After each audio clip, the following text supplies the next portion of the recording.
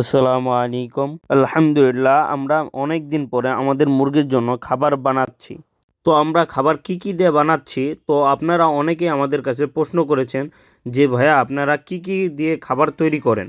আমরা মুরগির যেই খাবারটা বানাই এর সাথে কি কি আমরা মিক্স করি, ইনশাআল্লাহ সব আমি একে একে বলে দেওয়ার চেষ্টা করব ইনশাআল্লাহ। আমরা সাধারণত 20 থেকে 25 কেজি বা 1 মণ করে আমরা এই খাবারটা মিক্স করি। তো আমরা যে 1 মণ খাবারটা বানাই এর সাথে আমরা সর্বপ্রথম 15 থেকে 18 কেজি ভুট্টা মিক্স করি। এর সাথে আমরা গরুয়ার খাবারটা মিক্স করি। যদি আমাদের মুরগি ডিম পাড়ার মুরগি হয় তাহলে আমরা লেয়ার লেয়ার ব্যবহার করি। আমরা যেহেতু আমাদের ডিম পাড়া মুরগির জন্য না, আমাদের ডিমে আসার আগ পর্যন্ত যে মুরগিগুলি পালন করে থাকি সেই মুরগিগুলোর জন্য খাবার তৈরি করব। এর জন্য আমরা 20 কেজি গোড়ার খাবার তার সাথে মিক্স করলাম এবং তার সাথে কিছু চাউল আমরা মিক্স করেছি 3 থেকে 4 কেজির মতো। এখন যেহেতু শীতকাল চলতেছে তো আমরা এই খাবারের সাথে কিছু কালিজিরাও অ্যাড করেছি, কারণ কালিজিরা ঠান্ডার জন্য খুব সুন্দর ভালো কাজ করে।